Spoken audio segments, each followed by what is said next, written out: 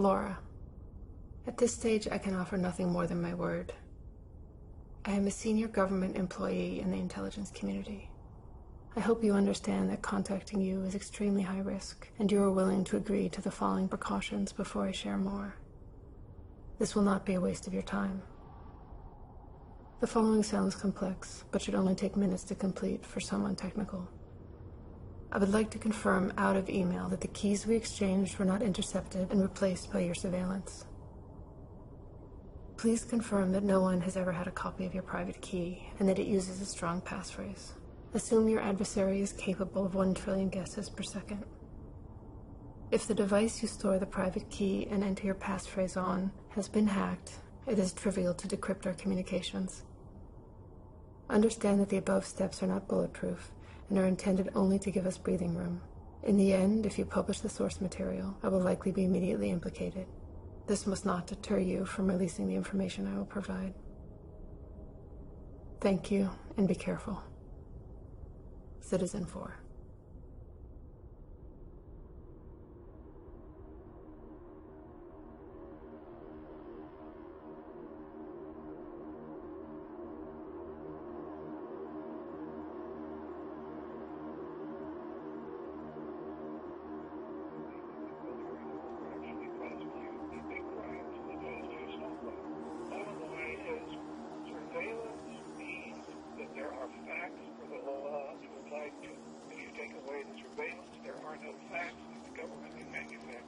That's right, and this is all about creating an independent record. To me, this goes to the question of independently verifying what the government is doing. That's why I keep going back to that question. More with David Sirota after CBS News Traffic and Weather on KKZF Fortune Denver Boulder AM 7.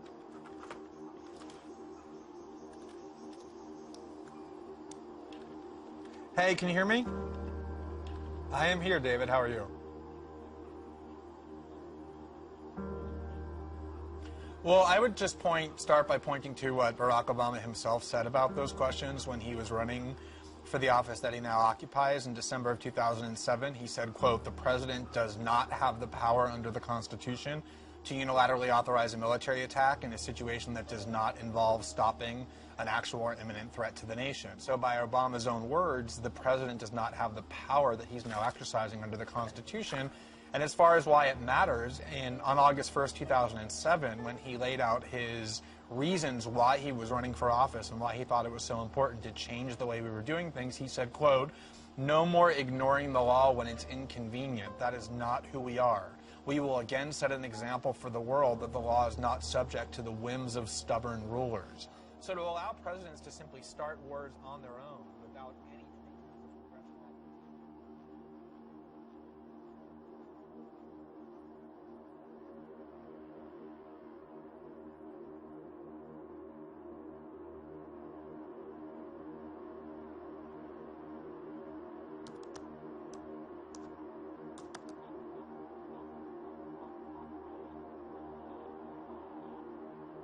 You asked why I picked you. I didn't. You did. The surveillance you've experienced means you've been selected, a term which will mean more to you as you learn about how the modern SIGINT system works. For now, know that every border you cross, every purchase you make, every call you dial, every cell phone tower you pass, friend you keep, article you write, site you visit, subject line you type, and packet you route is in the hands of a system whose reach is unlimited, but whose safeguards are not. Your victimization by the NSA system means that you are well aware of the threat that unrestricted, secret police pose for democracies. This is a story few but you can tell.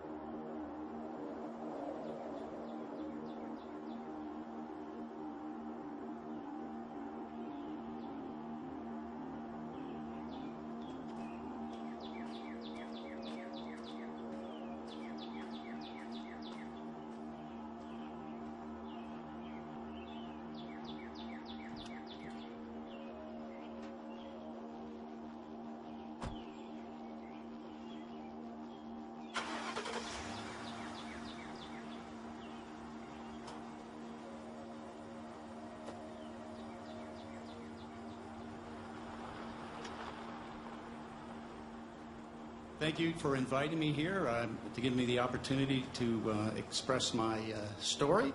But let me give you some of my background. I spent about 4 years in the military, and then I went into NSA directly. So I ended up with about 37 years of service combined. Most of it was a lot of fun, I tell you. It was really a lot of fun breaking these puzzles, you know, solving problems and things like that. And that's really what I did. I fundamentally started working out with data, looking at data and data systems and how you do that. I was developing this concept of analysis that you could lay it out in such a way that it could be coded and executed electronically, meaning you could automate analysis, okay? And it has to do with metadata and using metadata relationships. So that was my whole theme there at NSA. Eventually that's what I ended up to. I was the only one there doing that, by the way. So at any rate, 9/11 happened, and it must have been right after, a few days, no more than a week after 9/11, that they had decided to begin actively spying on everyone in this country. And they wanted that back part of our program to run all the spying. All right? So that's exactly what they did. And then they started taking the telecom data and it expanded after that. So, I mean, the one I knew was AT&T, and that one provided 320 million records every day. That program was reauthorized every 45 days by what I called the Yes Committee, which was Hayden and Tennant and the DOJ. The program was called Stellar Wind. So first I went to the House Intelligence Committee and the staff member that I personally knew there, and she then went to the chairman of that committee, Nancy Pelosi, who was the minority rep. They were all briefed into the program at the time, by the way, and all the other programs that were going on, including all these CIA programs. I wasn't alone in this. There were 4 others out of NSA, and we were all trying to work internally in the government over these years, trying to get them to come around to being constitutionally acceptable and take it into the courts and have the courts oversight of it too. So we naively kept thinking that could happen, and it never did. But at any rate, after that and all the stuff we were doing, they decided to raid us to keep us quiet, threaten us, you know. So we were raided simultaneously, 4 of us. In my case, they came in with guns drawn. I don't know why they did that, but they did. So.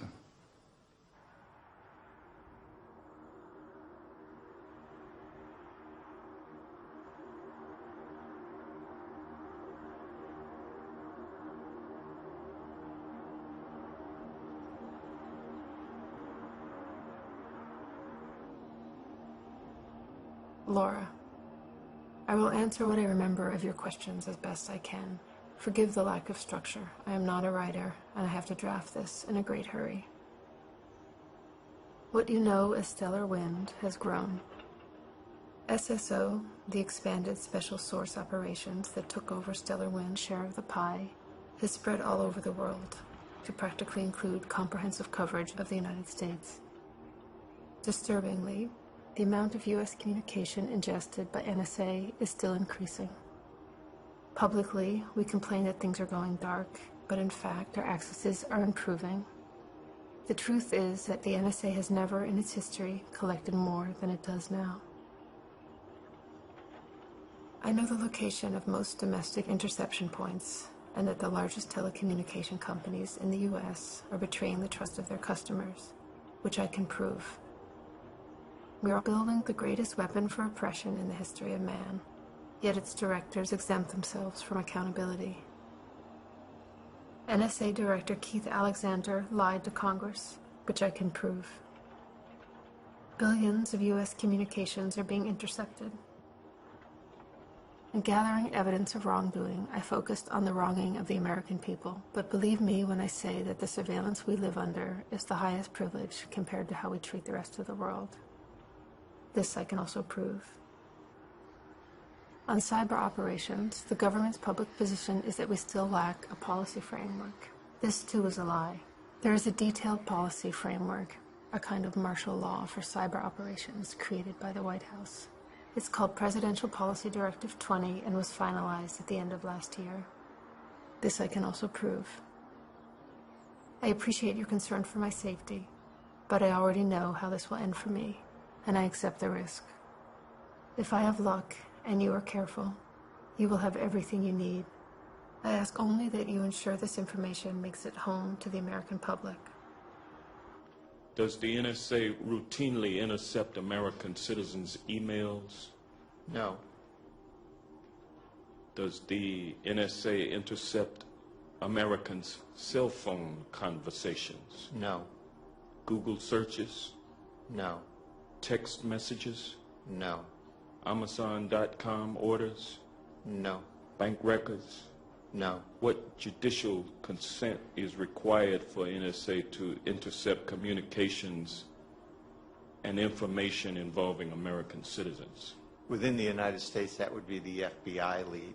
If it was a foreign actor in the United States, the FBI would still have to lead and could work that with NSA or other intelligence agencies as authorized.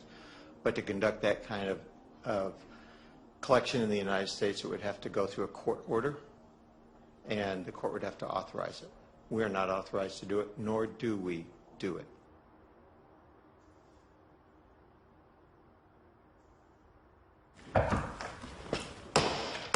All rise. The United States Court of Appeals for the Ninth Circuit is now in session. Please be seated.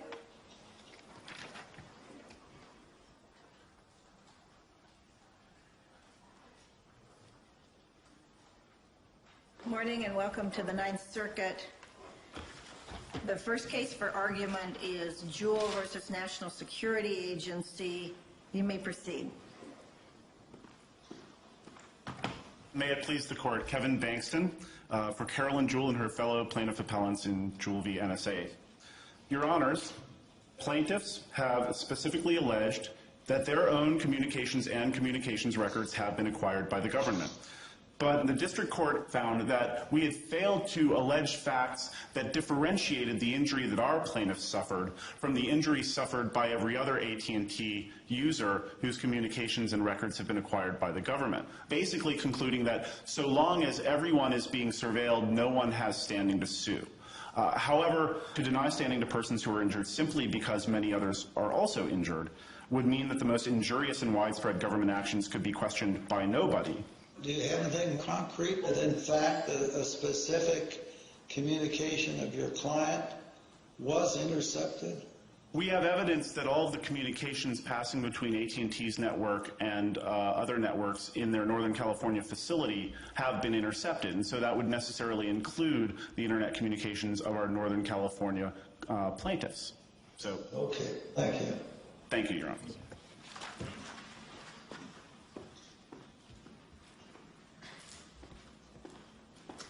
May it please the Court, I'm Thomas Byron from the Department of Justice, here on behalf of the government defendants. We think this litigation need not be resolved in federal court in light of the oversight of the political branches, both legislative and executive, which provides a better opportunity for oversight and resolution of the concerns raised concerning nationwide policies of alleged surveillance in these complaints. Even if it's revealed that one or more of the plaintiffs had email or telephone conversations intercepted that had nothing to do with national security? Your Honor, I don't know that anyone necessarily would have standing to raise the particular claims at issue in these two cases. We think instead that the kinds of claims at issue here against these defendants are those that are better suited to resolution before the representative branches of our government. So what rule would the judiciary have if your approach is adopted? Judge Ferguson, I think that the... I mean, we just get out of the way, is that it? Well, Judge Ferguson, I think that there is a narrow category, a subset of cases in which it may be appropriate to step aside for that narrow category of cases. But the judiciary plays a role. To be sure, Judge Ferguson. In our system. Yes, Your Honor. And we don't mean to diminish that. You're asking us to abdicate that role. No, Your Honor, but it is a question of this Court's discretion whether to reach that issue. We do think that there is simply no way for the litigation to proceed without risk of divulging those very questions of privileged information that would cause, as the Director of National Intelligence has explained, exceptionally grave damage to national security if disclosed. But thanks for having me. If anybody has any questions, like I said, just raise your hand, and I'll try to call on you as soon as I possibly can. So who here actually feels like they are under surveillance pretty regularly? Everyone occupies, no? Everyone inside of Occupy. How many people here have been arrested and had at their court date, they had their phone taken into the back room? How many people here had their retina scanned?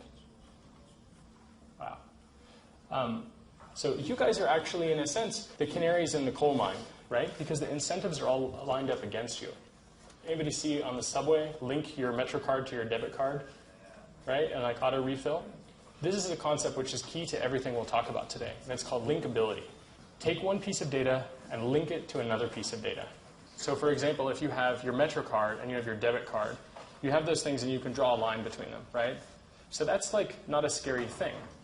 Except your bank card is tied to everything else that you do during the day. So now they know where you're going, when you make purchases. So when they decide to target you, they can actually recreate your exact steps with a MetroCard and with the credit card alone. Like literally where you go and what you buy. And potentially, by linking that data with other people on similar travel plans, they can figure out who you talked to and who you met with. When you then take cell phone data, which logs your location, and you link up purchasing data, MetroCard data, and your debit card, you start to get what you could call metadata in aggregate over a person's life. And metadata in aggregate is content. It tells a story about you, which is made up of facts, but is not necessarily true. So for example, just because you were on the corner and all those data points point to it, it doesn't mean you committed the crime. So it's important to note that if someone has a perception of you having done a thing, it will now follow you for the rest of your life. So just keep in mind that what happens to you guys, for example, with fingerprints and retinal scans and photographs, that is what is going to happen to people in the future when they resist policy changes and when they try to protest in a totally constitutionally protected way. Just for you, Director Clapper, again on the surveillance front, and I hope we can do this in just a yes or no answer because I know Senator Feinstein wants to move on. So does the NSA collect any type of data at all on millions or hundreds of millions of Americans? No, sir. It does not? Not wittingly. There are cases where they could inadvertently, perhaps, collect, but not wittingly.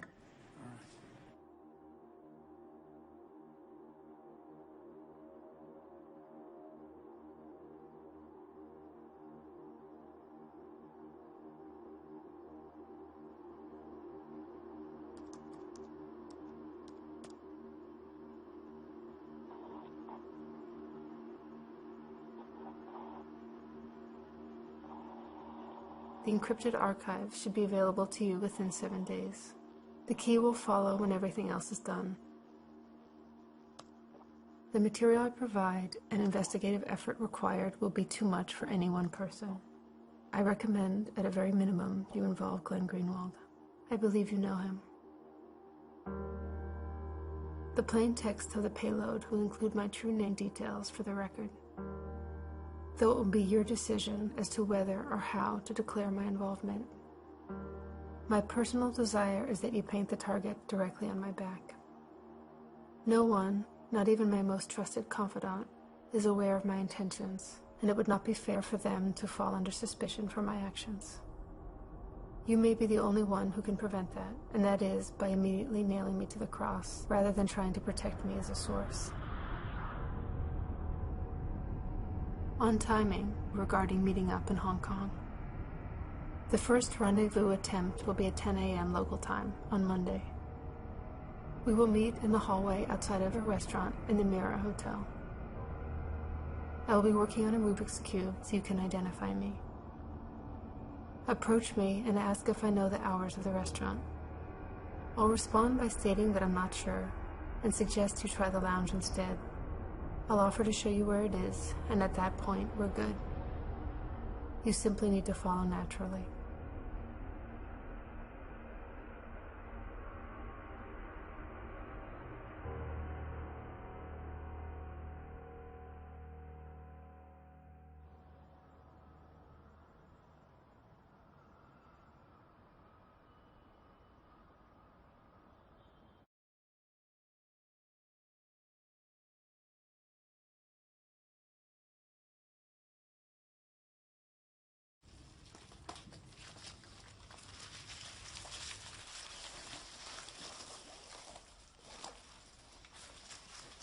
As far as positioning, I mean, if you want us to sit in any particular way, You know, I'm gonna go there.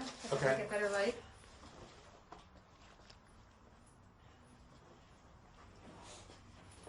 This one. So, there's so many different enormous stories just that are kind of standalone stories that even certain things about individual document that can just be their own story. And I just want to start churning those stories out. I basically woke up this morning and already started writing stories. So I'm hoping to, start publishing within a day or 2 days. Okay. As long as you're good with that. Yeah. And so as far as the stuff we have to talk about, I mean, I'm kind of dichotomizing it between stuff that I'd like to talk to you about in terms of the documents and the content, and Laura has a bunch of questions about that as well, sort of while working through the documents, getting your take on a lot of this stuff that will help me understand it better.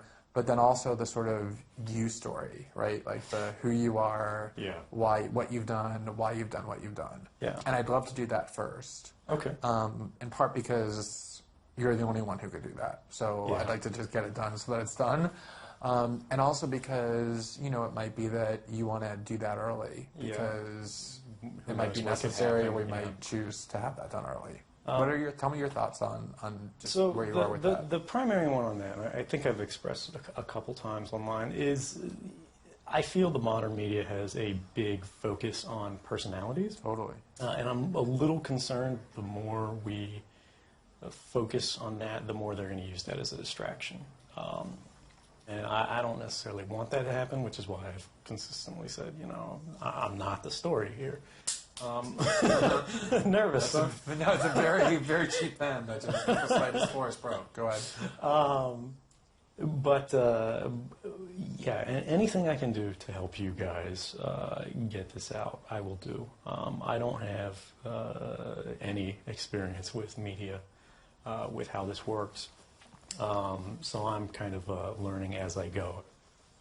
Right. So I just want to get a sense of why did you decide to do what you've done? So for me, it all comes down to state power against the people's ability to meaningfully oppose that power. And I'm sitting there every day getting paid to design methods to amplify that state power.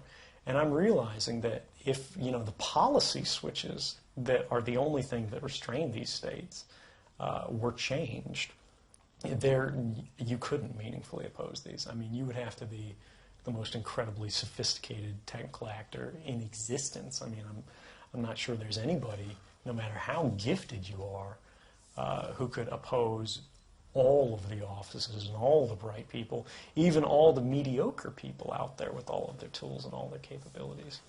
And as I saw the promise of the Obama administration be betrayed and walked away from, and in fact actually advance the things that had been promised to be sort of curtailed and reined in and dialed back, and actually get worse, particularly drone strikes, which I also learned at NSA we could watch drone videos from our desktops.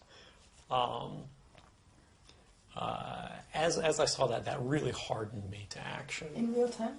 In real time, yeah. It'll stream a lower quality of the video to your desktop. Typically, you'd be watching surveillance drones as opposed to actually, murder drones where they're going out there to bomb somebody. But you'll have a drone that's just following somebody's house for hours and hours. And you won't know who it is because, you don't have the context for that. But it's just a page where it's lists and lists of drone feeds in all these different countries under all these different code names. And you can just click on which one you want to see.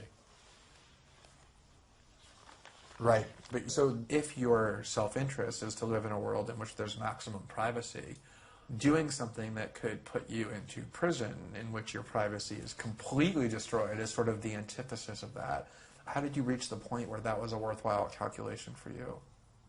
I remember what the internet was like before it was being watched, and there's never been anything in the history of man that's like it. I mean, you could, again, have children from one part of the world having an equal discussion where, they were sort of granted the same respect for their ideas in conversation with experts in a field from another part of the world on any topic, anywhere, anytime, all the time. And it was free and unrestrained. And we've seen the chilling of that and the cooling of that and the changing of that model towards something in which people self-police their own views. And they literally make jokes about ending up on the list if they donate to a political cause or if they say something in a discussion. And it's become an expectation that we're being watched. Many people I've talked to have mentioned that they're careful about what they type into search engines because they know that it's being recorded. And that limits the boundaries of their intellectual exploration. And I am more willing to risk imprisonment or any other negative outcome personally than I am willing to risk the curtailment of my intellectual freedom and that of those around me whom I care for equally as I do for myself. And again, that's not to say that I'm self-sacrificing, because it gives me, I feel good in my human experience to know that I can contribute to the good of others.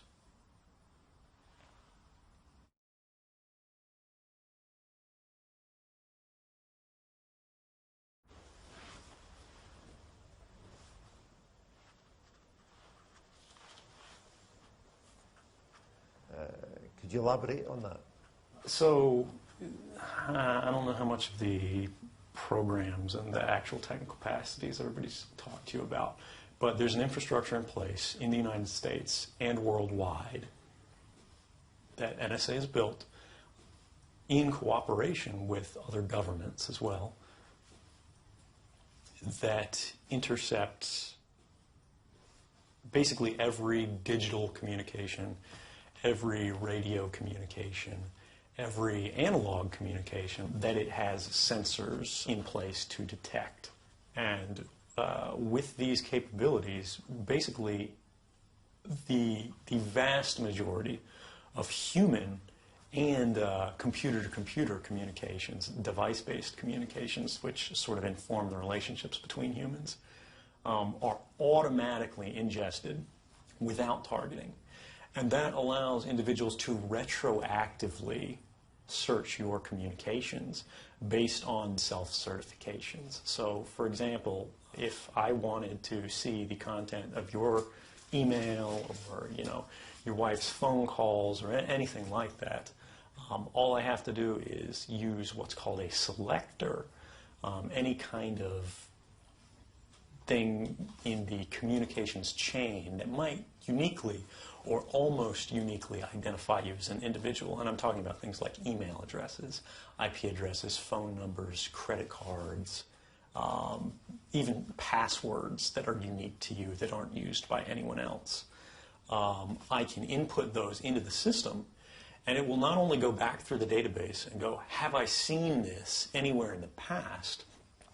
It will basically put an additional level of scrutiny on it moving into the future that says, if this is detected now or at any time in the future, I want this to go to me immediately and alert me in real time that you're communicating with someone, things like that. So I don't know who you are or anything about you. Okay. I work for Booz Allen Hamilton, a defense contractor. I'm sort of on loan to NSA. I don't talk to a Booz Allen boss. I don't get tasking from Booz Allen. It's all from NSA. So I don't know your name. Oh, sorry. My name is Edward Snowden. I go by Ed. Edward Joseph Snowden's the full name. S-N? O-W-D-E-N. And where are you from? I was born in North Carolina, small town, Elizabeth City. There's a Coast Guard station there. I'm from a military family. Yeah. But I spent most of my time growing up around Fort Meade in Maryland. And your family, what's the consequences for them? This is actually what has made this hardest.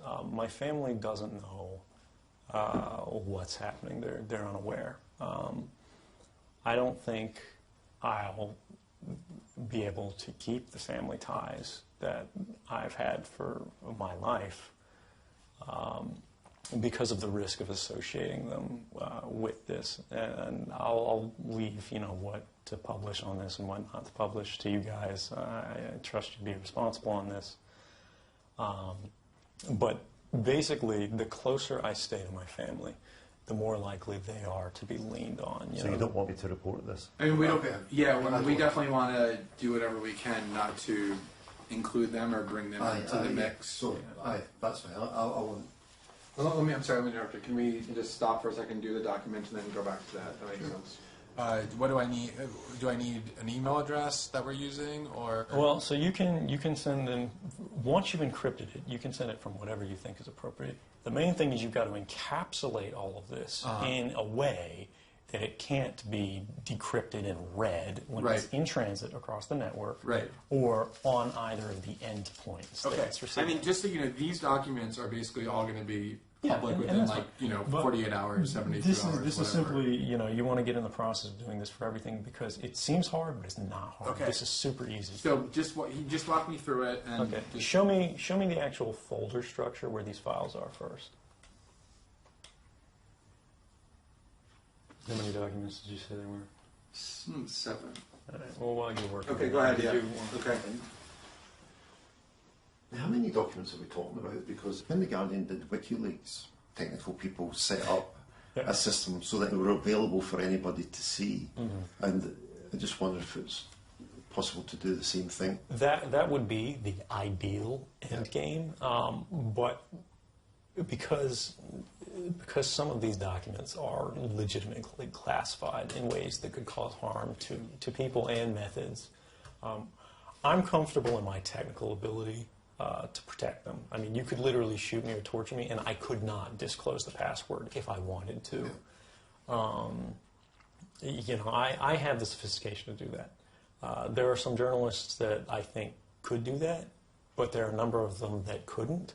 But the question becomes, can an organization actually control that information in that manner without risking basically an uncontrolled disclosure? But I do agree with that. Honestly, I don't want to be the person making the decisions on what should be public and what shouldn't, which is why, rather than publishing these on my own or putting them out openly, I'm running them through journalists so that my bias, and my things, because clearly I have some strongly held views, are removed from that equation, and the public interest is being represented in the most responsible manner. Yeah. Actually, given your sort of geographic familiarity with the UK and whatnot, I'd like to point out that GCHQ has probably the most invasive network intercept program anywhere in the world. It's called Tempora, Tempora, and it's the world's first full take, they call it, and that means content in addition to metadata on everything. So this is what I'd like to do, just in terms of scheduling, if it's good with everybody else. Do you feel like you're done with what you... So I'm anxious to go back, get those articles done, and then there's a bunch of documents that aren't about those first 2 or 3 stories that I'd like to spend time with you, kind of going over. And I'm not going anywhere. You're available? You want to check your book first? Yeah, let me check my schedule. Is that good for you, Laura? Do you want to? Okay.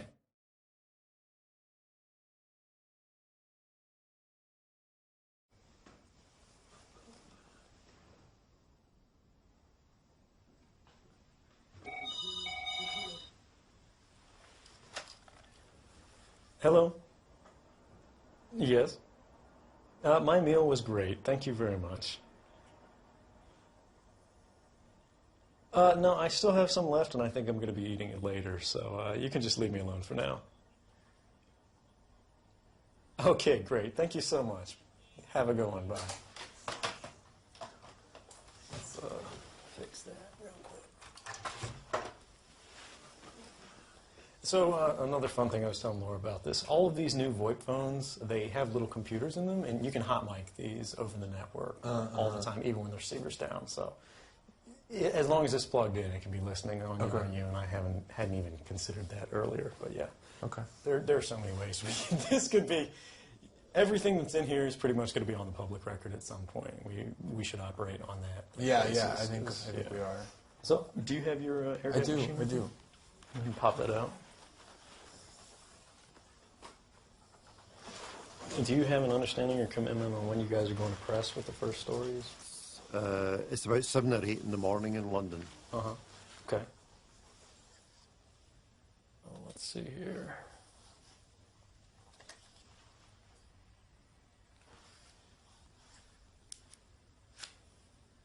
Oh, hey, look, there's the other one. Pro tip, let's not leave the same SD cards in our laptops forever in the future.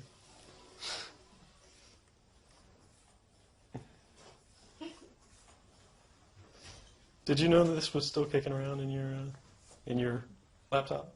Yeah, I mean, that was okay. the... Okay, just making sure. Okay, yeah. This is... Okay, right there. You will have a new one that looks exactly identical, that's a different archive, so you might want to take a Sharpie to it or something. Could you pass me my magic mantle of power? Sorry. I'm going to go for both.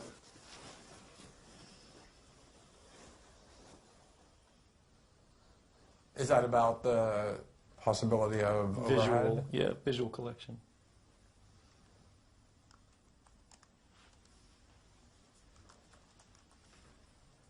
I don't think at this point there's anything in this regard that will shock us.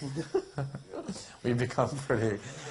In fact, Ewan said before, he's like, I'm never leaving my room. He's like, I'm never leaving anything in my room again, not a single machine. I was like, you've been infected by the paranoia bug. It happens to all of us.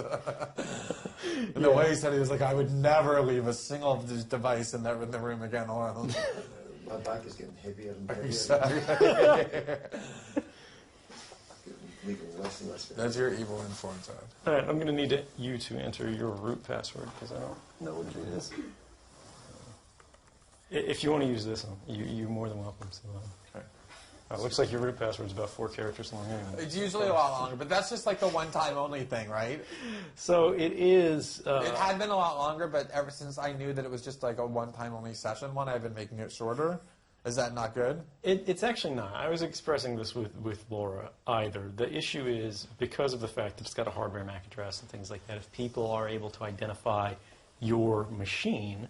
And they're able to... This is the fact you're about to break the most upsetting story. Right, that's true. That's true. So they might kind of prioritize... It's 10 letters. I type very quickly. It actually is 10 letters. Okay, so 10 letters would be good if they had to brute force the entire key space. Right. That would still probably only take a couple of days for NSA. That's a fire alarm. Okay.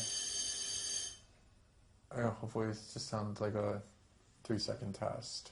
Do you want to call the desk and ask? I think it's fine. Yeah, I don't think it's an issue, but it's interesting that they just... Did that happen before? Maybe they got mad that they couldn't listen into us via the phone anymore. Has the fire alarm gone off before? No, that's the first time that's happened. Yeah, see, just in case they've got like an alert that goes through. That's unusual. You probably might have to evacuate. Shouldn't ignore that. I don't know. If it goes, it's not continuous. It's not continuous. No, I'm just saying if it continues. And then we go and we meet the guys down in the lobby. Yeah, all right. Yeah. Yeah. Let's leave it for now. Let me finish this up.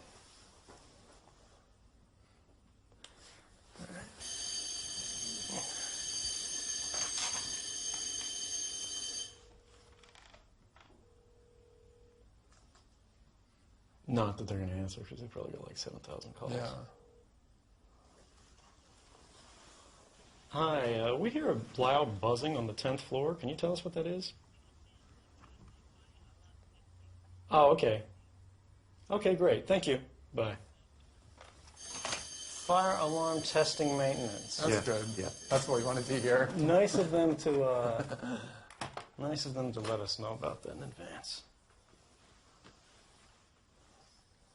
I just wanted to give you kind of a quick tour. When Laura was looking at this, she was kind of salivating and couldn't stop, like, actually reading the documents. Right. So we'll try and restrain ourselves without promising that we'll succeed. Yeah, I just wanted to kind of explain a brief overview of what these are and how they're organized.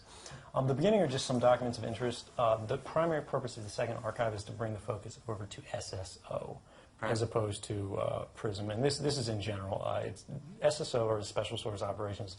Those are the worldwide passive collection on networks. They're both domestic to the U.S. and international. There's a lot of different ways they do it, but corporate partnerships are one of the primary things they do domestically. They also do this with multinationals that might be headquartered in the U.S. who they can kind of coerce or just pay into giving them access. And they also do it bilaterally with the assistance of certain governments. And that's basically on the premise that they go, all right, we'll help you set the system up if you give us all the data from it. There's a lot more in here than any one person or probably one team could do. Right. X-Keyscore deep dive. X-Keyscore in general, and there's a huge folder of documentation on X-Keyscore and how it works, is the front-end system that analysts use for querying that sort of ocean of raw SIGINT that I was telling you about. All of that stuff where you can sort of do the retroactive searches and live searches and get flagging and whatnot. X-Keyscore is the front end for that.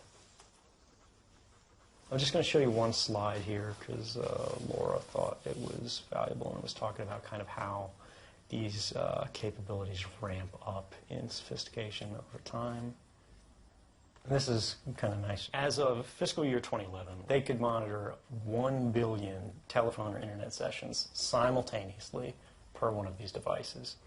And they could collect at a rate of about 125 gigabytes a second, which is a terabit. That's just each one of these devices? That's for each one of these, yeah.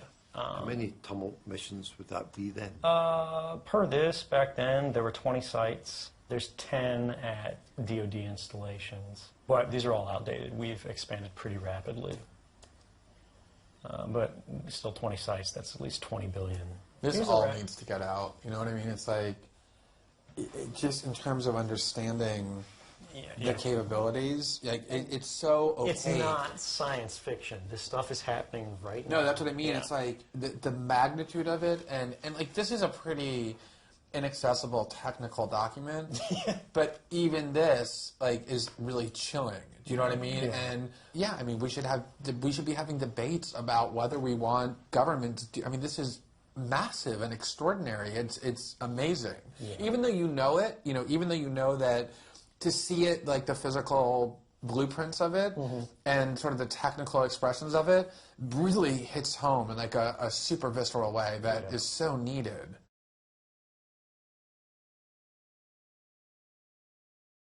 This is CNN Breaking News. An explosive new report is reigniting the concerns that your privacy is being violated to protect America's security. It reveals a court order giving the National Security Agency blanket access to millions of Verizon customers' records on a daily basis. Earlier, I had the chance to conduct the first TV interview with the reporter who broke this story wide open, Glenn Greenwald of The Guardian.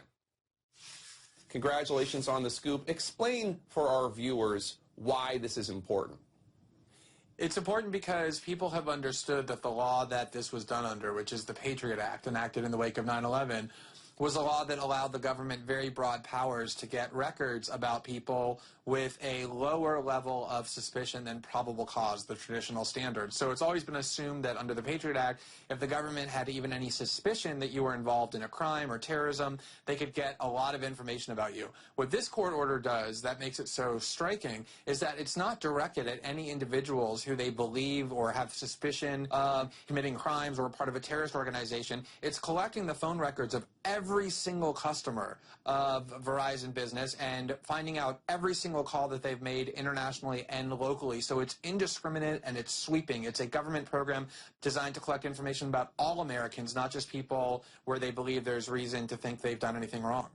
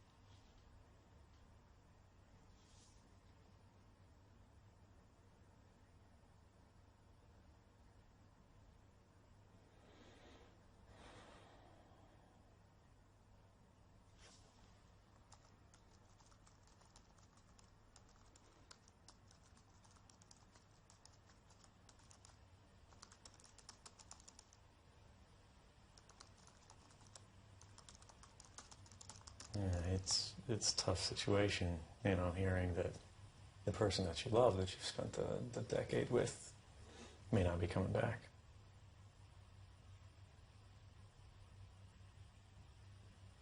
What did they ask her?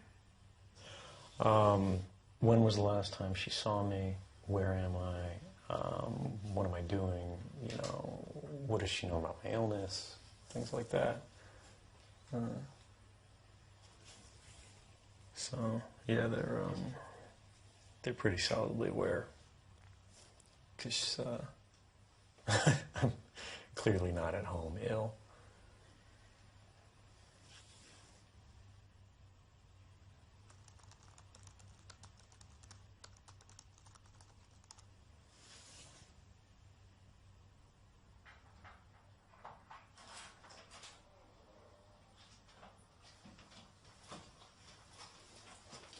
Hello? Hello? Hello. Let me disconnect from the internet. So, there was some news? Yes, there was indeed some news. ifconfig today, I think, maybe just a few hours ago. What's kind of people visit? An HR lady, I'm assuming from NSA, as opposed to Booz Allen, because she's accompanied by a police officer, which means NSA police, and they were planning to break into my house, which regular police don't do. Does she live there? Yeah, she lives there, so I told her to cooperate fully. I can't find my phone. Just 1 second. You know, worry about herself. You know what I'm going to do? I'll just take out the stuff I want to use. Okay. Okay, well, look, I mean, this is not a surprise at all. Nah, yeah, I know, I plan for it, but it's just, you know, when it's impacting them and they're talking to you, it's a little bit different. Absolutely. But it's possible that they just noticed that you're missing. I guess it's not really impossible. It is, but yeah, I mean...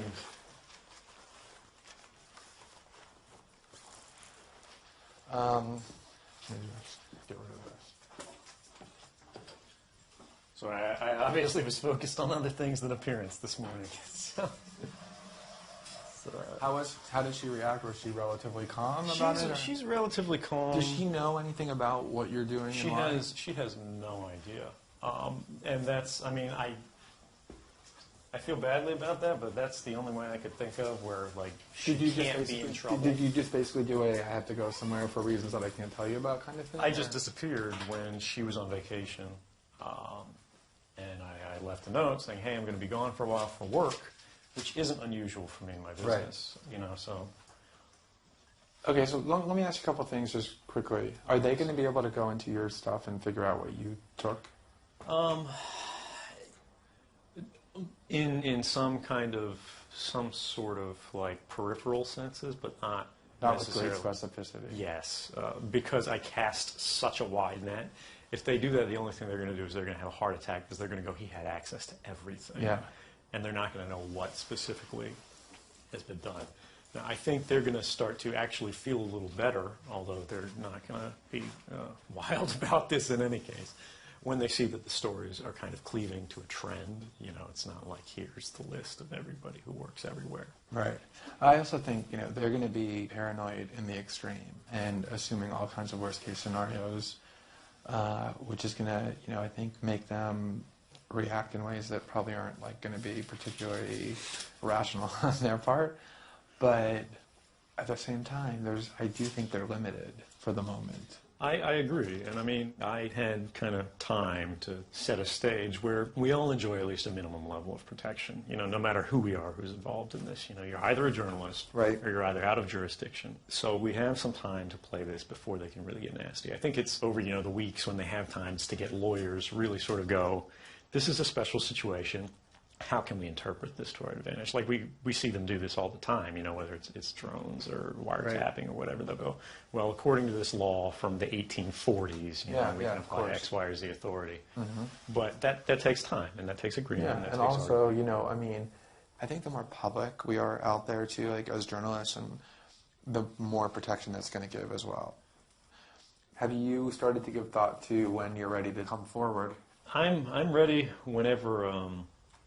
Honestly, I think there's sort of an agreement that it's not going to bias the reporting process. That's my primary concern at this point. I don't want to get myself into the issue before it's going to happen anyway, and where it takes away from the stories that are getting out.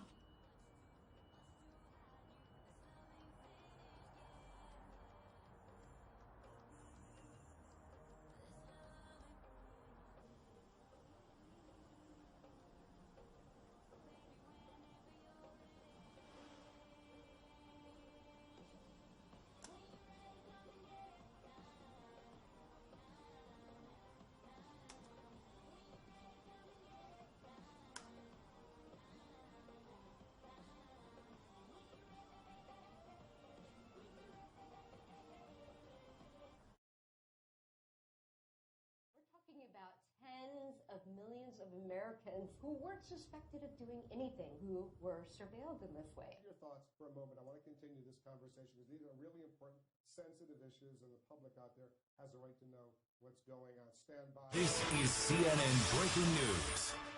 Now, another explosive article has just appeared, this time in the Washington Post. It's breaking news, and it reveals another broad and secret U.S. government surveillance program. The Washington Post and The Guardian in London reporting that the NSA and the FBI are tapping directly into the central servers of 9 leading internet companies, including Microsoft, Yahoo, Google, Facebook, AOL, Skype, YouTube, and Apple. The Post says they're extracting audio, video, photographs, emails, documents, and connection logs that enable analysts to track a person's movements and contacts over time. Let's discuss this latest revelation. They're coming out fast. Bill Binney, the former official of the NSA, who quit back in 2001. You were angry over what was going on. You'd be known as a whistleblower right now. Bill, what do you think about this Washington Post story? Well, I assume it's just a continuation of what they've been doing all along. So you're not surprised. Do you have any idea who's leaking this information? I don't know who leaked this. I have no doubt that the administration will launch an investigation not into who approved these programs, but into who leaked the information. I'm not shocked that the companies are denying it. I don't assume that. Do you believe it? There may be some technical basis on which they can say that we are not actively collaborating, or they don't have what we consider in our own definition to be direct access to our servers. But what I do know is that I've talked to more than one person who has sat at a desk at a web portal and typed out commands and reached into those servers from a distance. So whatever they want to call that, that's what's happening. Well, what I would call it is the single biggest infringement on American civil liberties probably of all time, isn't it? It's interesting, Artie, you have the New York Times now today saying that the administration has lost all credibility. Yeah, the New York Times slammed President Obama for this, and frankly, I was used to that. The New York Times used to slam George Bush for protecting the country and for the steps he took. And I don't want us to drop our guard. I don't want us to be struck again. As we saw in Boston, Anderson, people are willing to sacrifice their civil liberties. People sheltered inside. Which was How can you believe in freedom, do you think? I mean, try and play devil's advocate for me. When you have secret courts, secret operations like prison, secret investigations which go into every spit and cough of every American's lives without any member of the American public knowing about it. That's not freedom, is it? In 2008, they eliminated the warrant requirement for all conversations except ones that take place by and among Americans exclusively on American soil. So they don't need warrants now for people who are foreigners outside of the U.S., but they also don't need warrants for Americans who are in the United States communicating with people reasonably believed to be outside of the U.S. So again, the fact that there are no checks, no oversight about who's looking over the NSA's shoulder means that they can take whatever they want. And the fact that it's all behind a wall of secrecy and they threaten people who want to expose it means that whatever they're doing, even violating the law, is something that we're unlikely to know until we start having real investigations and real transparency into what it is that the government is doing. Glenn Greenwald, congratulations again on exposing what is a true scandal. I appreciate you joining me.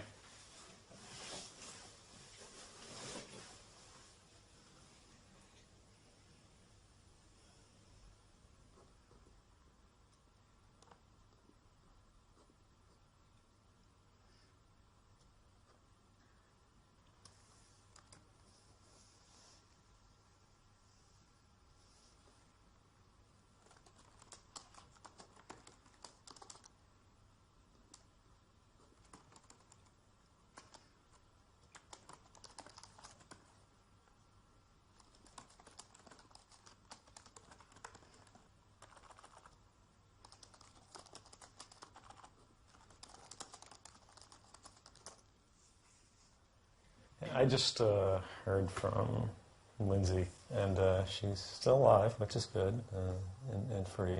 My rent checks apparently are no longer getting through to my landlord, so they said if we don't pay them in 5 days, we'll be evicted, which is strange because I've got a system set up that automatically pays them.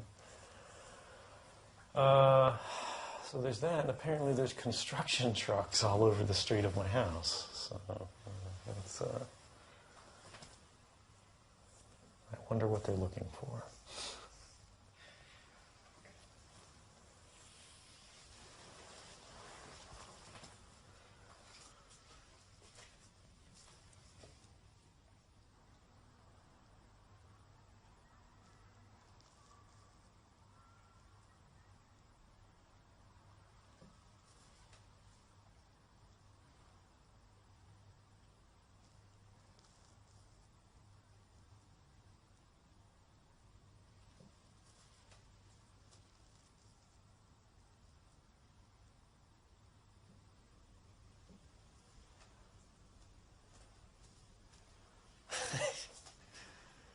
It is an unusual feeling that's kind of hard to like describe or convey in words, but not knowing what's going to happen the next day, the next hour, the next week. It's scary, but at the same time it's liberating. You know, the planning comes a lot easier because you don't have that many variables to take into play. You can only act and then act again. Now all these phone calls are being recorded digitally, not for content, but for origin and destination. Now word the government is going right into the servers of these large internet companies.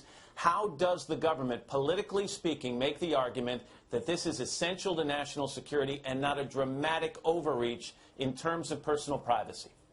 It's difficult, Matt, because as Peter was pointing out, overnight we had an extraordinary late night, close to midnight, announcement and a declassification from the Director of National Intelligence. They are scrambling. The administration's already supported strongly by leaders in both parties from the intelligence committees. GCHQ has an internal Wikipedia at the top secret, super classified level, where anybody working in intelligence can work on anything they want. Yep. That's what this is. I'm giving it to you. You can make the decisions on that, what's appropriate, what's not. It's going to be documents of different types, pictures and PowerPoints and Word documents, stuff like that. Sorry, can I take that seat? Yeah. So, I'm sorry, I've got you to repeat. So in these documents, they will show... Yeah, there will be a couple more documents on that. That's only one part, though. Like, it talks about tempora and a little more thing. That's the wiki article itself. It was also talking about a self-developed tool called UDAQ, U-D-A-Q. It's their search tool for all the stuff they collect, was what it looked like. Yeah. It's going to be projects. It's going to be troubleshooting pages for a particular tool. Thanks. What's the next step? When do you think you'll go public? Or? I think it's pretty soon. I mean, with the reaction, this escalated more quickly. I think pretty much as soon as they start trying to make this about me, which should be any day now. Yeah. I'll come out just to go, hey, this is not a question of somebody skulking around in the shadows. Yeah. These are public issues. These are not my issues. These are everybody's issues. And I'm not afraid of you. You're not going to bully me into silence like you've done to everybody else. And if nobody else is going to do it, I will. And hopefully when I'm gone, whatever you do to me, there will be somebody else who will do the same thing. It'll be the sort of internet principle of the Hydra. You can stomp one person, but there's going to be 7 more of us. Yeah. Are you getting more nervous? I mean... No, I think the way I look at stress, particularly because I sort of knew this was coming, because I sort of volunteered to walk into it, I'm already sort of familiar with the idea. I'm not worried about it. When somebody busts in the door, suddenly I'll get nervous and it'll affect me. But until they do, I'm eating a little less. That's the only difference, I think.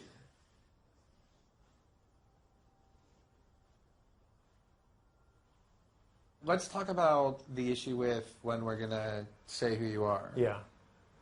This is, you have to talk me through this because I have a big worry about this. Okay, tell me. Which is that if we come out and I know that you believe that your detection is inevitable and that it's inevitable imminently.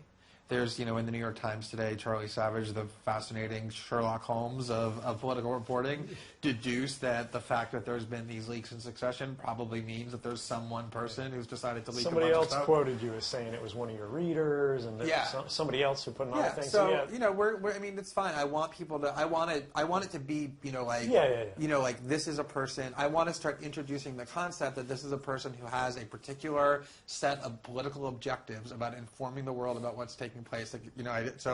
I'm keeping it all anonymous, totally, but I want to start introducing you in that kind of incremental way. But here's the thing.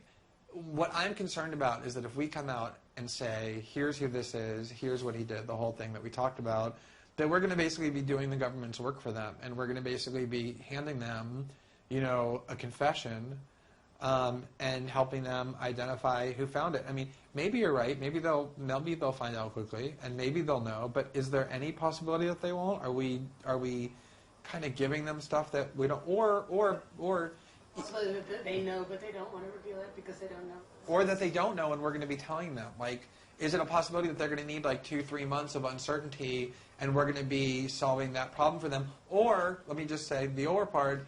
Maybe it doesn't matter to you. Like, maybe you want it. Maybe you're not coming out because you think inevitably they're going to catch you and you want to do it first.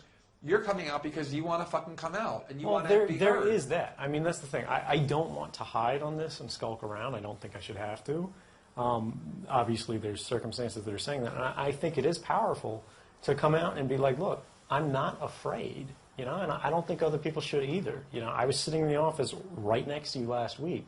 We all have a stake in this. This is our country. And the balance of power between the citizenry and the government is becoming that of the ruling and the ruled, as opposed to actually, the elected and the electorate. Okay, so that's what I need to hear, that this is not about... But I do want to say, I don't think there's a case that I'm not going to be discovered in the fullness of time. It's a question of time frame. You're right. It could take them a long time. I don't think it will.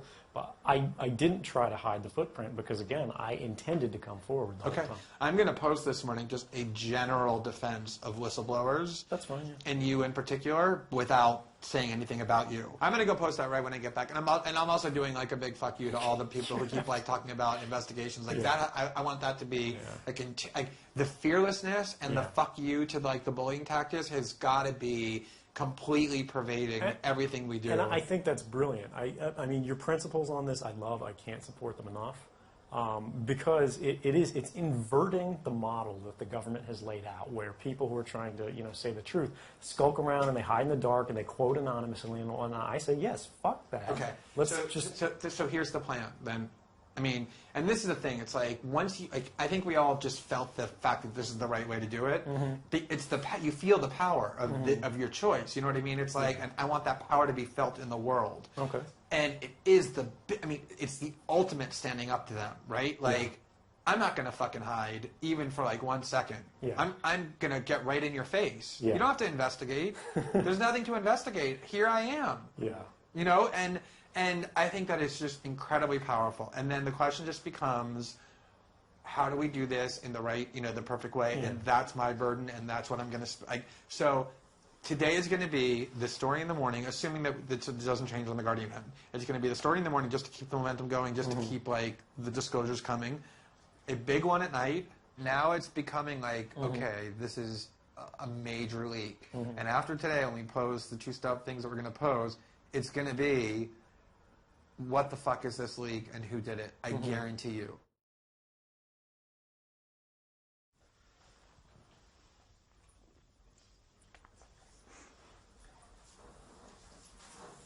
I just want to make sure, move over slightly. Do you want me to move a little more over? Or? Okay. I just want to, all right. All right, we're rolling. So let's just begin with some basic background information, like just state your name, what position you held in the intelligence community, and how long you worked within that community. Okay. Just so I'm aware of where we're going, how in depth are we going? Just in general, like I'm currently an infrastructure analyst, Booz Allen Hamilton, not going through my whole backstory. Yeah. Okay. Just summary kind of. Okay. My name's Ed Snowden. I'm 29 years old. I work for Booz Allen Hamilton as an infrastructure analyst for NSA in Hawaii. And what are some of the positions that you held previously within the intelligence community? I've been a systems engineer, systems administrator, senior advisor for the Central Intelligence Agency, solutions consultant, and a telecommunications information systems officer. And what kind of clearances have you held? What kind of classification? Top secret. So people in my levels of access for systems administration or as an infrastructure analyst typically have higher accesses than an NSA employee would normally have. Normal NSA employees have a combination of clearances called TS, SI, TK, and Gamma. That's top secret, signals intelligence, talent keyhole, and Gamma. And they all relate to certain things that are sort of core to the NSA mission. As a systems administrator, you get a special clearance called PRIVAG, for privileged access, which allows you to be exposed to information of any classification, regardless of what your position actually needs.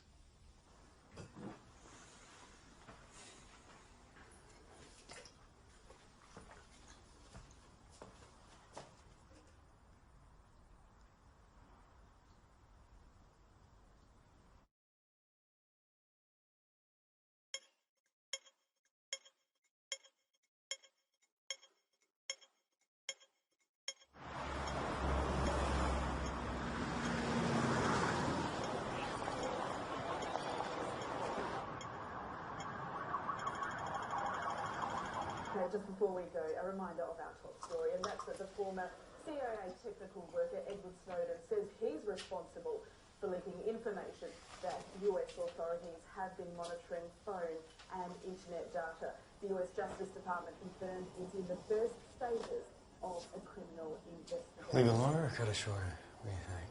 As far as the video that people saw. Am I less identifiable now? Was it? Because I can't go all the way down. It's still going to be stubble. I don't have the blade for closer. Will you be talking to any other media about this story today? I am. Will you be coming to our office? Basically, we'd be interested to ask, of course, about where is Snowden now, what his plans are. Well, I'm obviously not going to talk about that, so unless you have any other questions, it's going to be a pretty... What are your plans, please? Are you staying in Hong Kong for the time being? For a little while. And do you have any hopes to write more about this story, or are you stopping new writing about this story? No, I'm going to continue to write about it. Have you had any pressure from the US authorities about continuing to report on this? No. And have you heard anything about what could be the attitude of Hong Kong authorities towards this case, whether they've contacted you or asked you anything about the whereabouts of Snowden, and whether that is another... I haven't heard from the authorities of any government. And where do you think the story is going, then? For you, and of course for Snowden, and of course for the US media and the US administration in general? Well, for me, I'm going to continue to do my reporting on what the government has been doing and what I think my readers should know about. As for him, I don't think anyone knows. They can have people come after me or any of their third-party partners. They work closely with a number of other nations.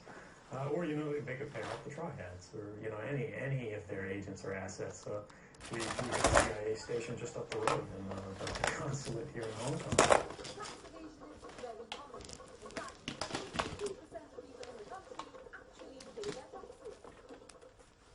Around a third of the country's 1.2 billion people are not very poor.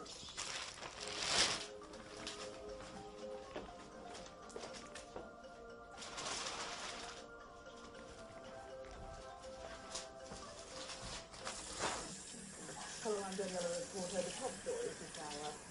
Facing a criminal investigation, the whistleblower released details of how the US is monitoring phone calls and internet data goes public. Security forces in Afghanistan say a number of Taliban insurgents have targeted Kabul's airport. Now it's time for our newspaper review and looking at what's making headlines around the world. Let's start with The Guardian, our top story, which is revealing the identity of the former CIA employee, who the paper says linked information exposing the scale of American surveillance of the internet. Edward Snowden. What a great story.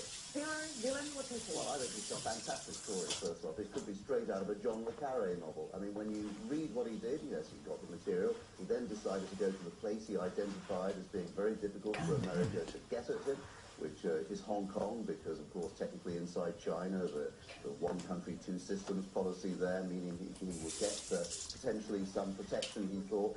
All very well planned. It could be just out of a spy novel. But what about the details?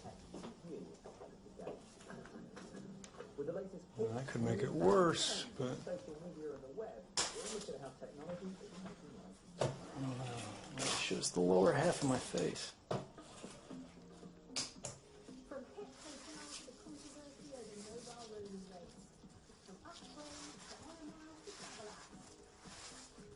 Wherever you're travelling now, join me, Fiona Foster, for Fast Track every weekend here on BBC World News.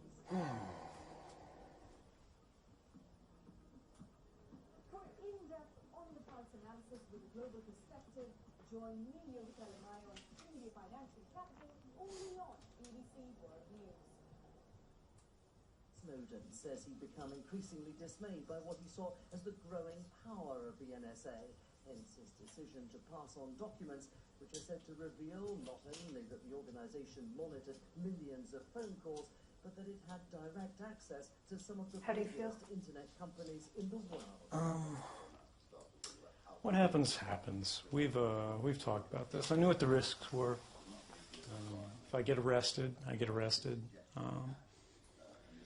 We were able to get the information that needed to get out. And you and Glenn are able to keep reporting, regardless what happens to me. Now, 29-year-old Edward Snowden says that US intelligence agencies gathered millions of phone records and monitored internet data. The Guardian newspaper reveals his identity Yes. at his own request. From Washington, David Willis has... I'm sorry, who's asking? Unmasked in a video on the... I'm afraid you have the wrong room. Thank you. Wall Street Journal.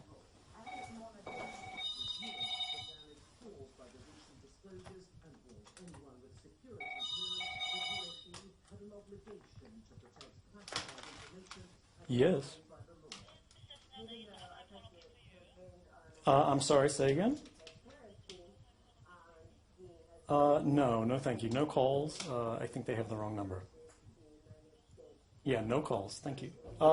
Wait, I'm sorry. If it's two men from the front desk, they can call, but no outside calls. Wait, actually, just let them through. Wait, ma'am. Fuck.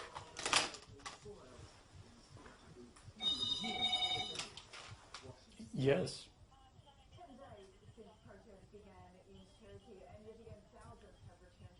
Wait, is it a lawyer? Yeah, no. I mean the people who are asking. Ask them if they are lawyers.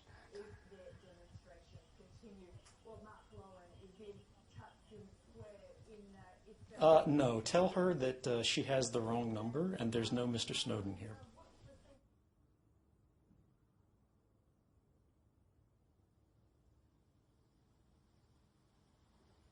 Hi, Robert. Can you talk right now?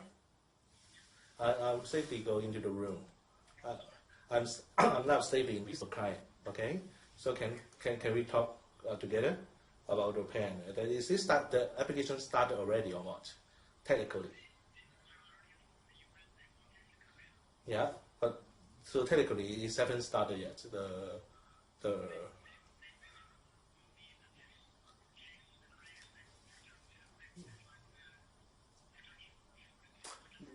Would you mind to talk to in speakerphone? Sorry.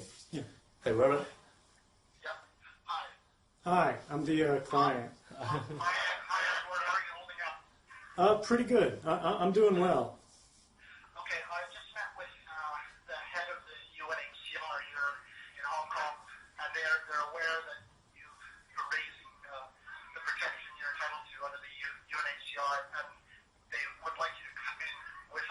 Okay. If you come now, it's lunchtime, but they're going to let us in. No one else can get in.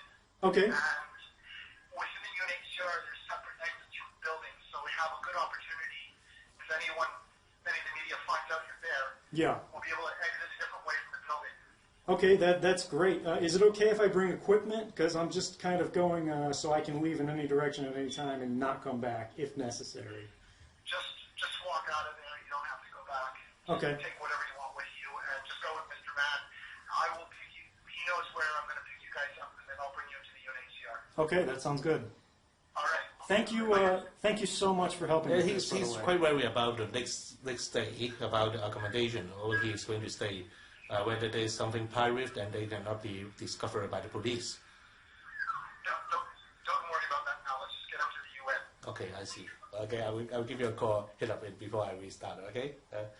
Okay, thank you. Sorry, we don't have a car with such. Okay. What I'm thinking, we may ask the concierge to arrange a car, or we just go down and catch a taxi. But it's quite, the traffic here in Shimsaja is quite difficult to catch a taxi. Yeah. So is there precedent for this where Hong Kong would extradite someone for political speech? No, I'm aware of. If we have a torture claim or asylum seeking claim on that, then they ought, under the law, they ought to give you a reconnaissance for you to stay in Hong Kong, because they don't know where to dump you back yet.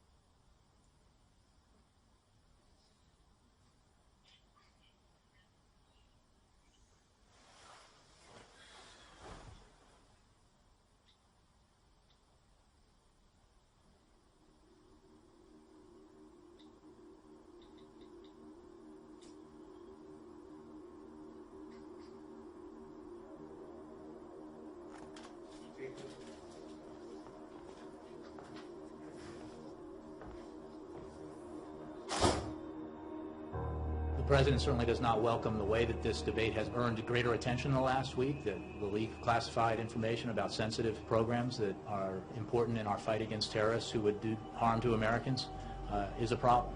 But the debate itself is legitimate and should be engaged.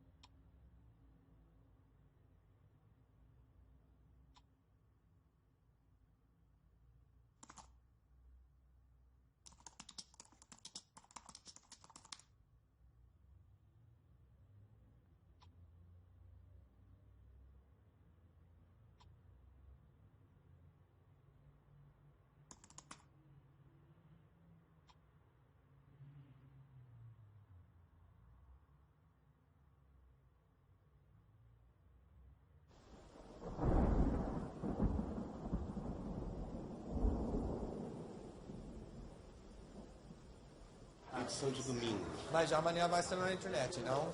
Amanhã à noite. Sim.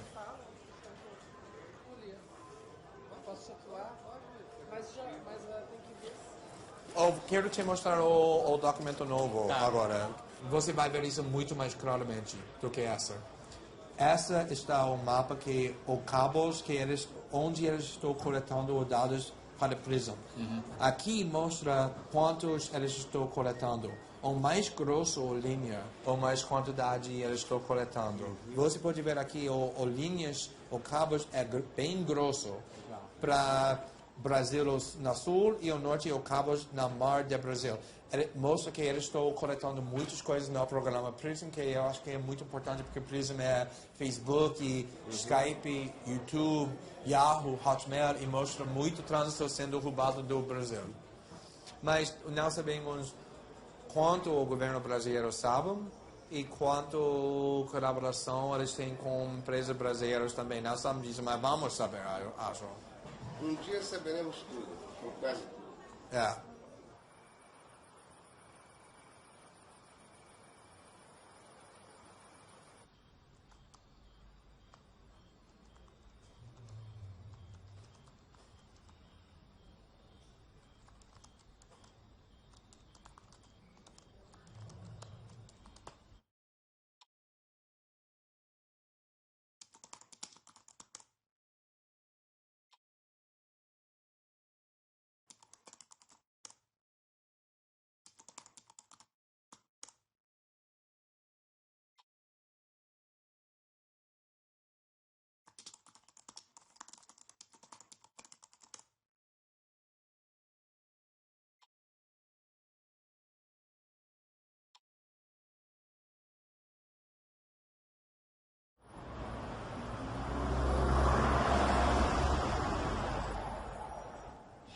Right, so which ones do we want here then? This is operational stuff, so we mustn't say any of this. So redact that. And go to the top. What about the Alexander quote? Is that Yeah, that's in tarmac. Why can't we collect all the signals all the time? Sounds like a good summer homework project for Menwith. Keith Alexander, the head of the NSA, on a visit to UK. This one. Yeah. So, it's a secret document, isn't it? Secret document. We've got a stick here that should just have 3 single slides on them. If it's got more than 3 single slides on them, we have to be extremely careful. Yeah, that's it. This is really dangerous stuff for us. Guardian is. You make mistakes at the very end where we've kept it all under lock and key, and no one knows. I'm not saying that. They will come in and smack the front door down if we elaborate on that. And he said, the Prime Minister's extremely concerned about this. And they kept saying, this is from the very top.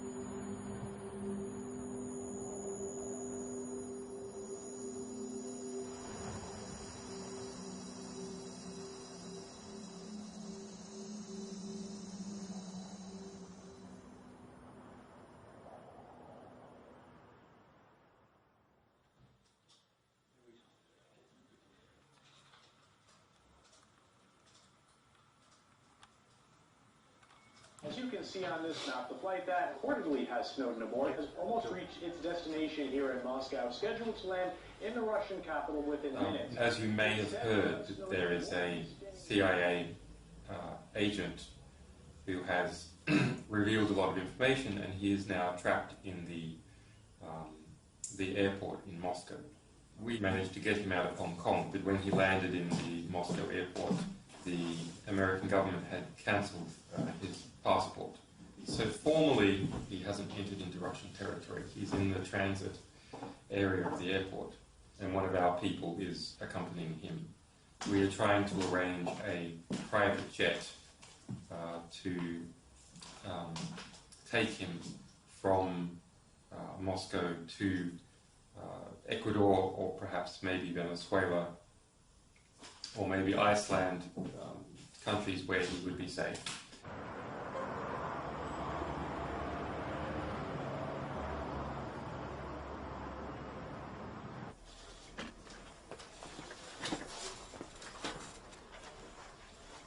A palavra de Vossa Senhoria pelo tempo que julgar necessário. Sim, obrigado e boa tarde a todos.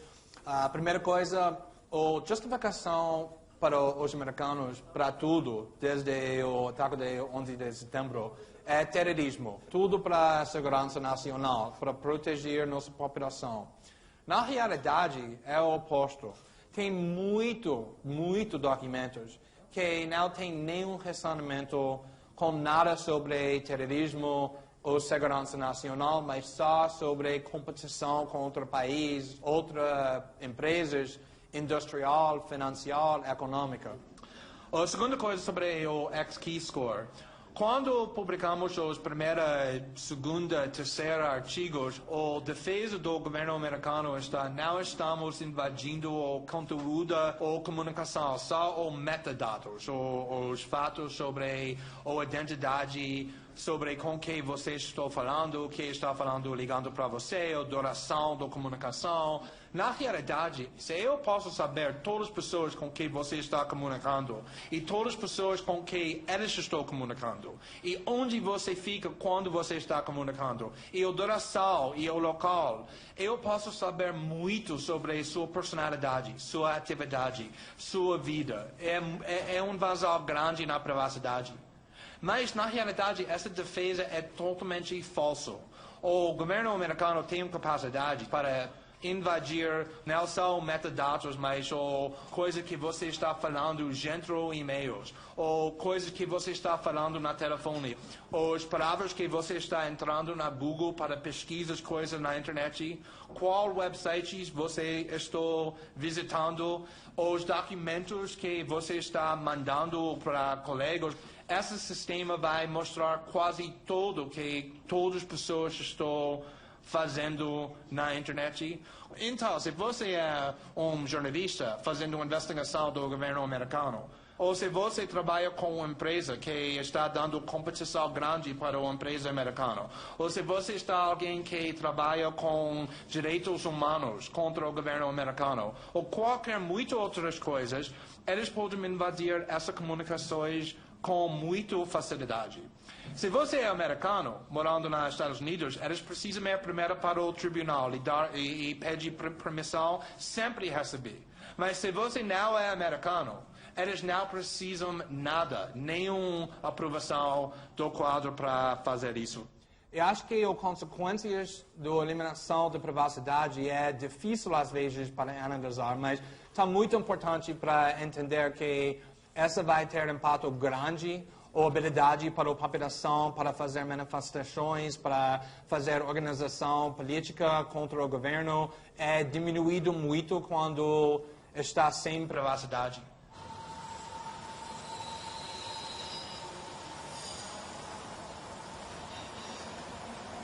May I collect all the phones, please?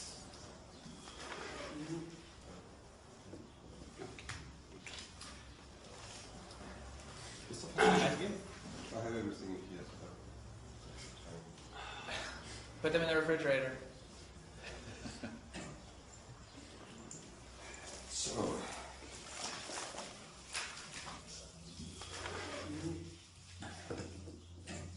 So, as you know, in June, Snowden was charged with 3 legal violations, felonies, principally under a World War I era criminal law called the Espionage Act. The Espionage Act is an extremely broad criminal prohibition against the sharing or dissemination of what's called national defense information. It was only used to prosecute people who had been accused of acting with a foreign power, spies, not whistleblowers. And it's a very unusual legal representation, I think, not just for all of you, but for me as well. The Espionage Act does not distinguish between leaks to the press in the public interest and selling secrets to foreign enemies for personal profit. So under the Espionage Act, it's not a defense if the information that was disclosed should not have been withheld in the first place, that it was improperly classified. It's not a defense if the dissemination was in the public interest, that it led to reforms. Even if a court determines that the programs that were revealed were illegal or unconstitutional, that's still not a defense under the Espionage Act. The government doesn't have to defend the classification. It doesn't have to demonstrate harm from the release. All of this is irrelevant. So when we say that the trial wouldn't be fair, we're not talking about what human rights lawyers think of as fair trial practices. We're saying the law, the statute itself, eliminates any kind of defense that Snowden might be able to make and essentially would equate him with a spy. And of course, those 3 counts could be increased to 100 or 200 or 300. They could charge him separately for each document that has been published by a journalist. And I think that we all recognize, even though we sit here as lawyers in a lawyers' meeting, that it's probably 95% politics and 5% law, how this will be resolved.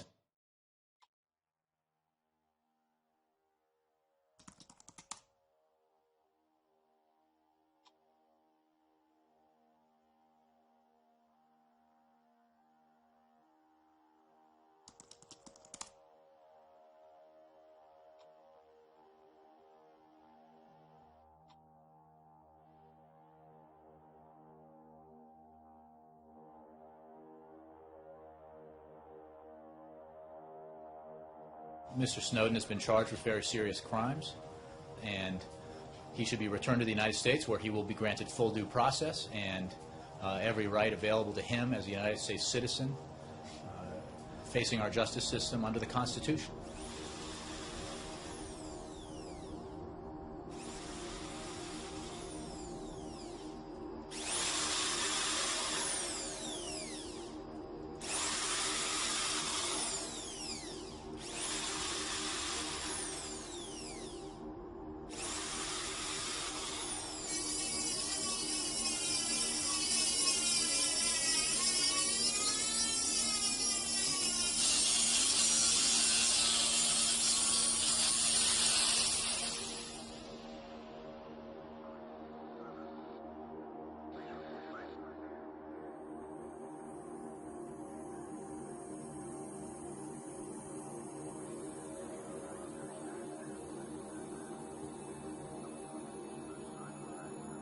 No, I don't think Mr. Snowden was a patriot.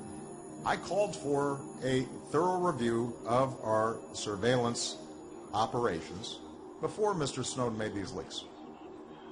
My preference, and I think the American people's preference, would have been for a lawful, orderly examination of these laws, a thoughtful, fact-based debate that would then lead us to a better place.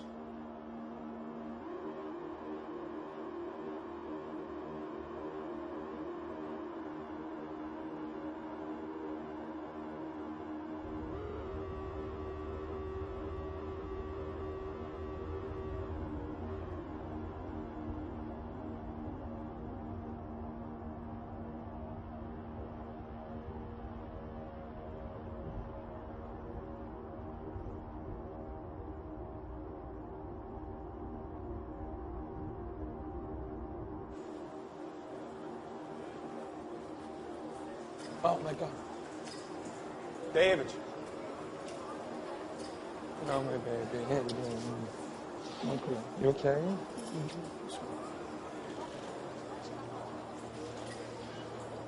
Just want to go. Okay. You just have to walk it.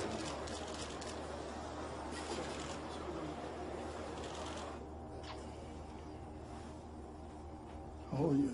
Good. I'm totally fine. I didn't sleep at all. I couldn't sleep. I know.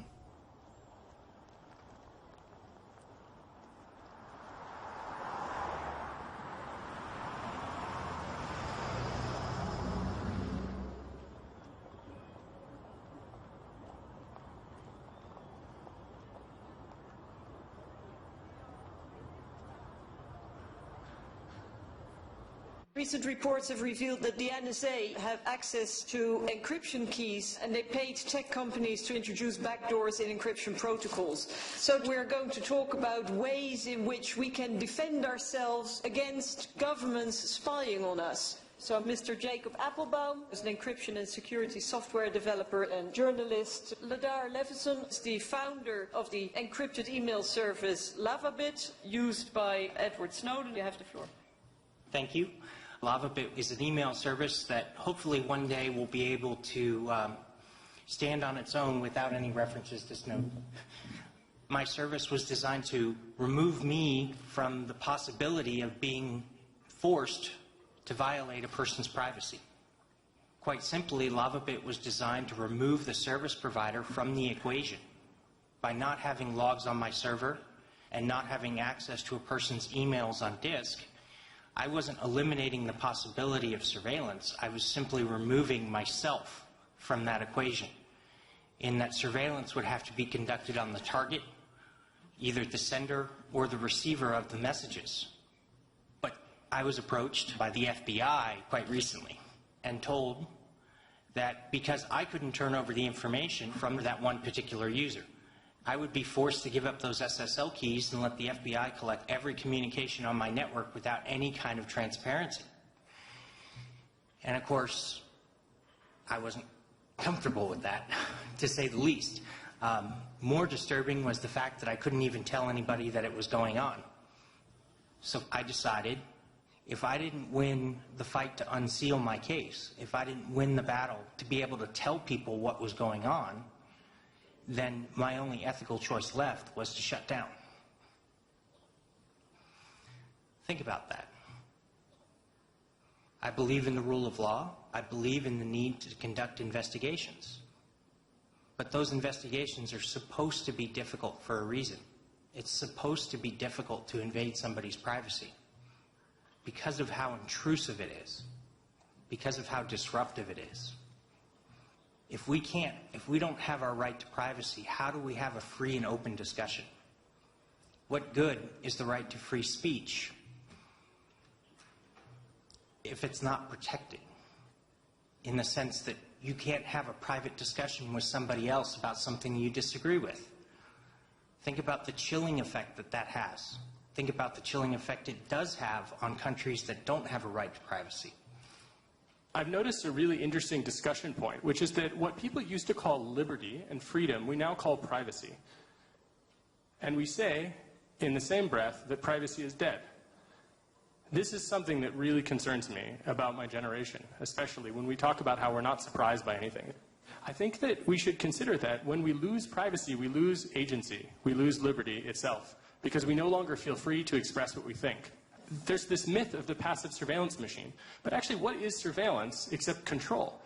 This notion that the NSA are passive, this is nonsense. What we see is that they actively attack European citizens, American citizens, and, in fact, anyone that they can if they perceive an advantage.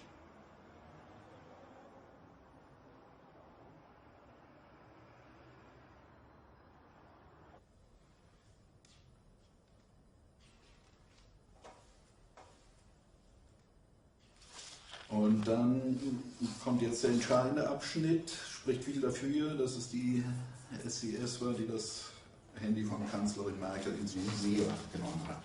Also wir haben die Karte. Ja. Da müsste ich mal einen etwas detaillierteren Blick drauf werfen, um hier abzugleichen, ob das alles stimmt. Werkzeug hat auch als Warnung irgendwie rumgeschickt, nicht an dich, dass man von einem Lass uns das machen, lass uns, ja, klar. Es kommt dann.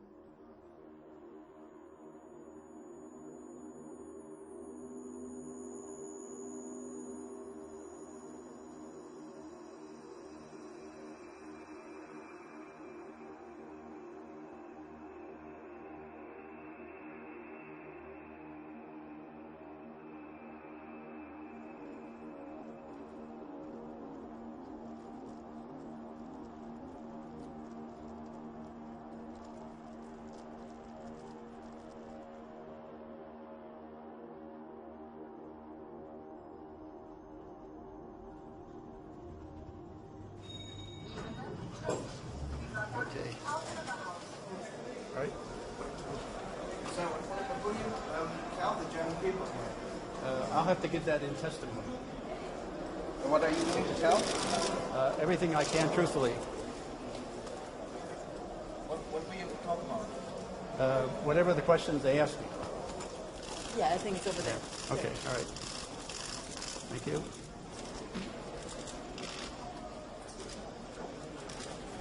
Hello, have a good day.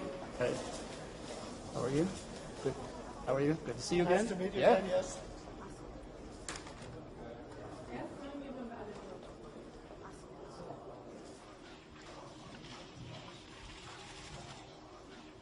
It is my pleasure to be here. I feel it's important to testify about what's really going on behind the scenes in the intelligence community around the world, not just in NSA. All these programs that Edward Snowden has exposed fundamentally are ways of acquiring information. Every dictatorship down through history has always done it. One of the first things they need to do is to try to acquire knowledge of their population, and that's exactly what these programs do. I see this as the most major threat to our democracies all around the world.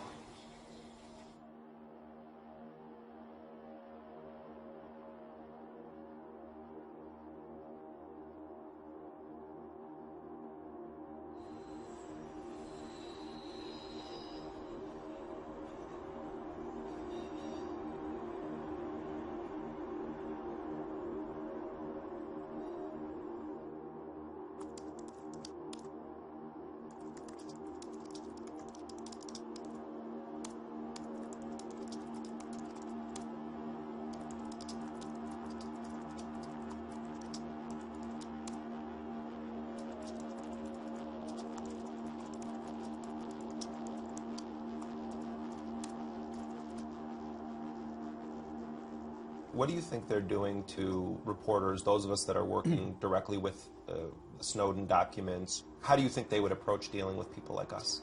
You're on the cast iron cover list, which means any electronic device you use that they can attach to you, they'll record and capture all that data. And what do they do with that data? They're just trying to figure out what we're doing?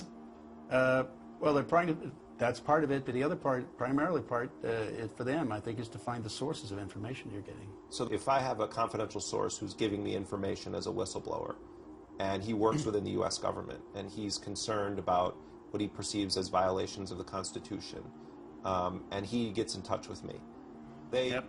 Go ahead. Yeah, from there on, they would nail him and start watching everything he did, and if he started passing data, I'm sure they'd take him off the street. I mean, the way you have to do it is like Deep Throat did, right? In the Nixon years, meet in the basement of a parking garage, physically.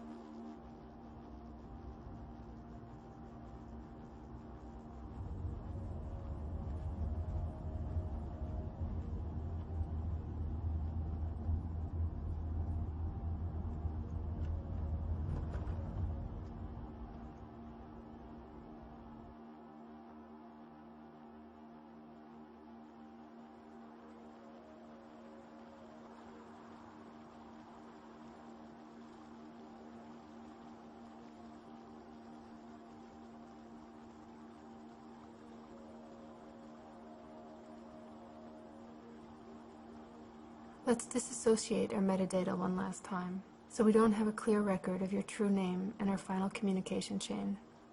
This is obviously not to say you can't claim your involvement, but as every trick in the book is likely to be used in looking into this, I believe it's better that that particular disclosure come on your own terms.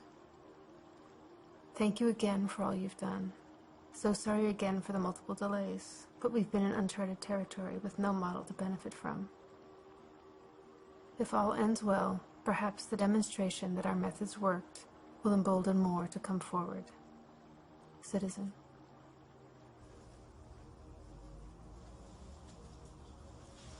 So the update that I want to give you is about the new source that we this is what. This is the this is the person who is doing the most of the work on it. And then like basically what's happened is, and that's actually That's really dangerous. On the sources side, do they know how to take care of themselves? Well, it's all being done through this. Okay. And they're all talking this way. Okay. And I was going to say one of the big questions there is, can they handle it? You know, do they have the? No, they're very careful. Okay. Even they're through that. But okay. Yeah.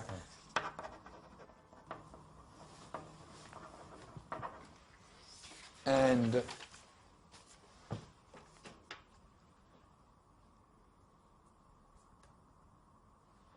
that's where that is.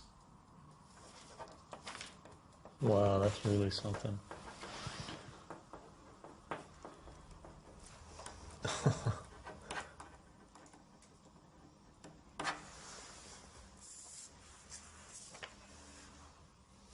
You know that?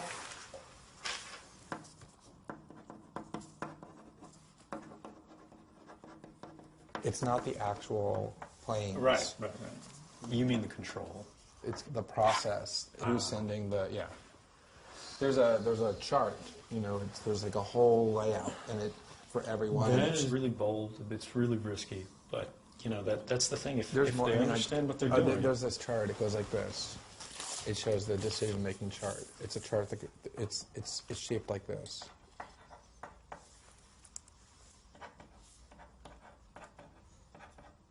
So up here it says that's the decision-making chart for each one.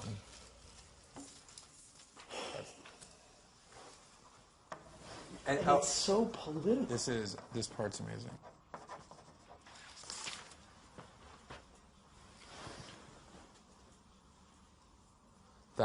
That's fucking ridiculous. It's so shocking.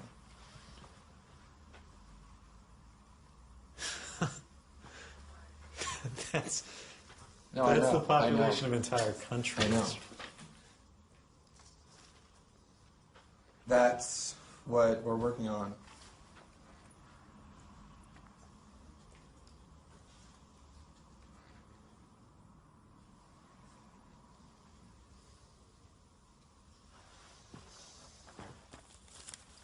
That person is incredibly bold, but also very well aware. Right. I just hope. I mean.